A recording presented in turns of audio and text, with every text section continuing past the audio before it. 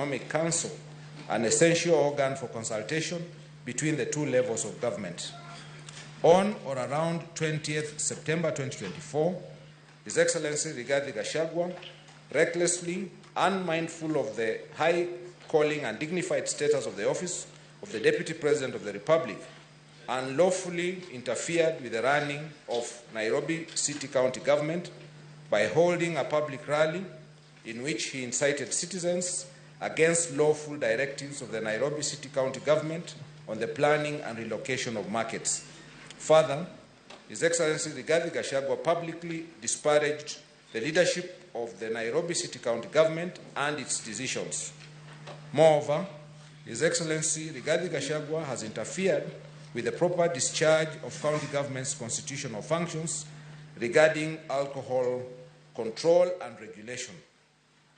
His Excellency Rigathi Gachagua's insightful and demeaning public statements and conduct are impeachable offenses to the extent that A, they undermine devolution, B, they undercut the functional and institutional integrity of county governments, C, they unjustifiably vilify and ridicule the leadership of county governments, especially the Nairobi City County Government. Consequently, His Excellency Rigathi Gachagua has grossly violated Articles 6.2. Clerk, just a minute. I realize what you're reading is fairly long.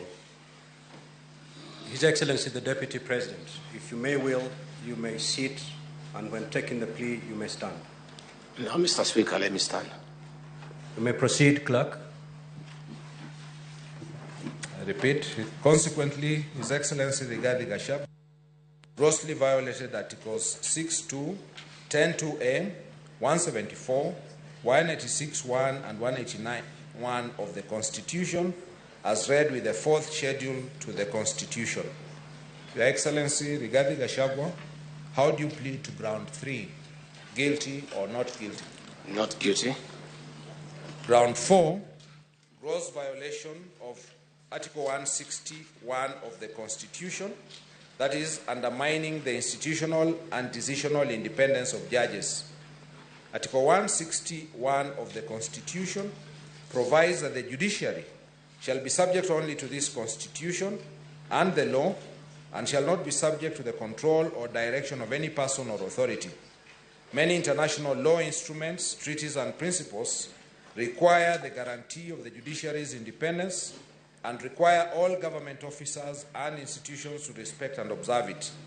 In 2023, His Excellency Rigathi Gachagua, recklessly, unmindful of the high calling and dignified status of the office of the Deputy President of the Republic of Kenya and the need to respect, protect, and uphold the independence of the judiciary, made a scathing public attack against the Honorable Lady Justice Esther Maina,